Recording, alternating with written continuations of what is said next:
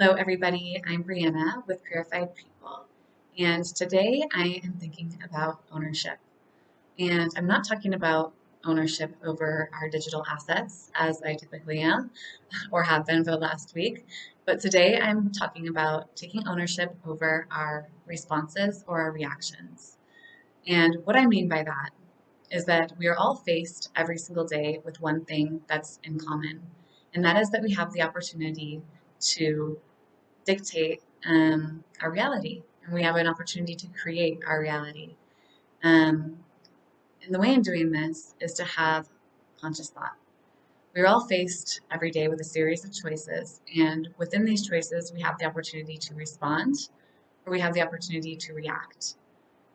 And one way of looking at a reaction is it's something that is unconscious. It's a way of responding with, or reacting, I should say, with um, patterns and conditions. And it's likely something that we've done over and over again that can lead us into the same direction. And oftentimes, those directions are not aligning us with our ultimate goals. So, once we have those goals, the idea of what we want in our lives, if we're moving forward with conscious action, that can be something that can be looked at as a response. And when we start to do this, when we start to respond with conscious thoughts and moving the direction of our life in a way that we want it to go, we start to see many changes in many areas of our lives. And we see the effects that we have on other people change and the reactions that we get from them to change. And a lot goes into this idea, and a lot goes into this concept, but it's really quite simple. But it's not, it's easier said than done. And one thing that I've been doing throughout my days is I've been trying to take note of things that throw me off during my days. And for me, that usually entails, I can give an example of this morning. It's getting ready for school. I have two kids, I have a puppy. We all are getting up. I'm taking care of everybody's needs. And we're going through the same patterns of not having our jackets ready. We don't have their shoes ready. So we're searching around. And then that leads to me nagging and telling my kids that they need to have their things ready the night before, which leads to nothing because they're kids and kids are kids. And I'm the responsible adult here. So um, taking that one step further and not reacting and responding would be to, take initiative the night before, show my kids how to get those things ready for themselves, and make it a part of our routine until it's ingrained into our daily routine and it's leading us into a more fluid path that will make us through our days and that will create less destruction and um, less friction. So, to continue on an upward trend as individuals and as a whole, it's something that requires constant conscious action. And it's a concept that I've been speaking with and discussing with a friend of mine for the last month. And we decided to have a discussion about this because we've had many discussions. And our idea yesterday was to have a discussion and have it be something that we could share. And as you will see, because I will play this next, it didn't play out as planned, and that's okay because we have to remain adaptable. There's always going to be a set of circumstances that come our way, and there's always going to be those choices that come in play as well. And it's a learning lesson for each of us. It's a learning lesson for all of us, but it's really helped me to gain an understanding of what is holding me back. And I'm only going to focus on myself with that. I can't look into others' issues and try to fix those for them and focus on myself. And in doing this, I can create more time to be able to give. So that's my focus, is to remove those unconscious thoughts and to propel myself into an upward trend. And the more people that are involved and engaged in doing this, the more that we will start to see a collection of upward trends, and the more that we will start to see that collection of all of humanity move into an upward trend. And so it's something that I felt was important to share today, and it's something that's been helpful with my day, and I hope it brings value to you. And as you will see within this video, it didn't end as we had intended, and we decided to laugh about it, and we'll revisit it another day. But I still wanted to get it out there because authenticity is number one for me. And so that's what you're going to get today. And hopefully, you'll get some tips along the way that will help you through your day. So, I'll show you what we have. And like I said, I'll revisit that soon. And hopefully, we'll get further than we intended this time. And I hope you get some enjoyment out of this one today. So, thank you.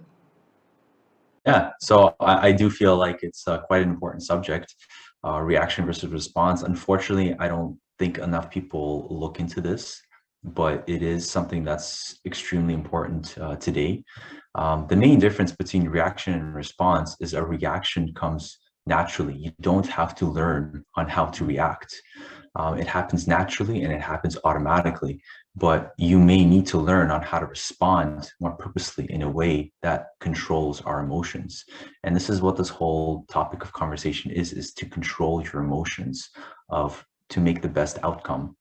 With a reaction, you're reacting it's simply emotional, but with a response, it's having that emotional intelligence behind you to convey the conversation to a certain direction, hopefully in a positive way. And it's something that you definitely need to practice. It's not something that just comes naturally. You have to understand where you're reacting negatively and understand why you're reacting that way. So these are like some deep thoughts that you definitely need to take in order to kind of figure out yourself on why you're doing what you're doing. But end of the day, everybody has to kind of strive forward to improve themselves.